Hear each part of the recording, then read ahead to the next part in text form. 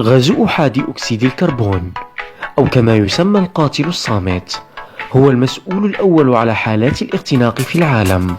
ففي سنة 2018 مثلا كان السبب في وفاة أزيد من 70 شخصا بالجزائر، منهم عائلات بأكملها، حيث يتسرب هذا الغاز السام عادة من مدفآت المنازل ومسخنات الماء وحتى من أفران الطبخ.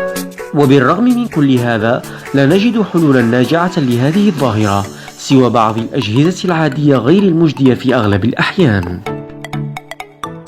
وبقصد التخلص من هذا الهاجس قام مجموعة من طلبة الهندسة الكهربائية بجامعة الوادي بإنجاز نظام Detect CO يقوم باستشعار الغاز المتسرب، وله القدرة كذلك على زيادة التهوئة داخل المنزل والتحكم في الصمام الرئيسي للغاز. ليس هذا فقط، بل النظام متطور أكثر وله العديد من المزايا.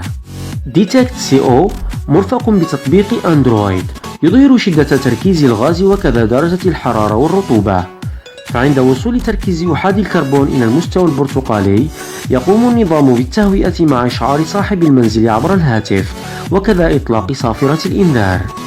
بينما إذا استمر تركيز الغاز إلى المستوى الأحمر فإنه يقوم بإغلاق صمام الغاز كليا مع الاتصال ب3 أشخاص خارج المنزل، بما فيهم وحدة الحماية المدنية للتدخل السريع.